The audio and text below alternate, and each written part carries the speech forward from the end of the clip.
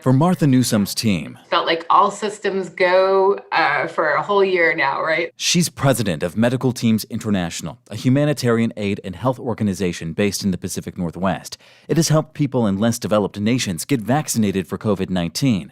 But supply is a problem. High-income countries have purchased the vast majority of vaccine supplies. Lynn Hector works with Mercy Corps in Portland. Teams have traveled the world sharing sanitation and protective equipment as they wait for a long-term solution in a vaccine.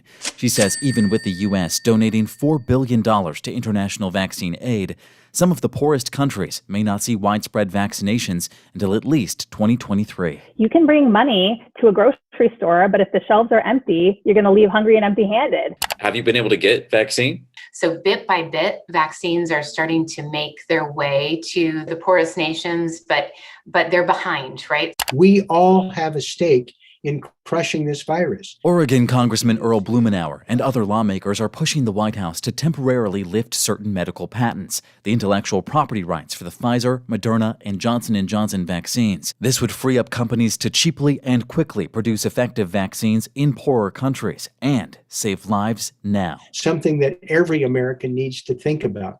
We've done this in the past with AIDS. We're going to have another pandemic. This is not going to be the last global health challenge we have.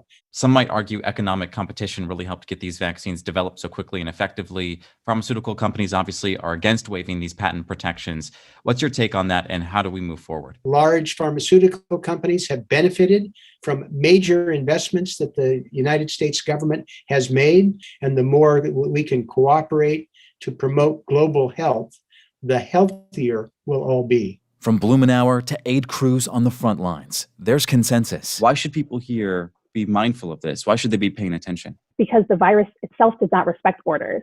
We've already seen new strains of the virus. So the longer countries around the world are waiting for vaccines, the longer the virus will spread unchecked. We're only a plane ride away from being reinfected. We're not safe until we're all safe. Sharing resources comes back around. Galen Ettlin, KGW News.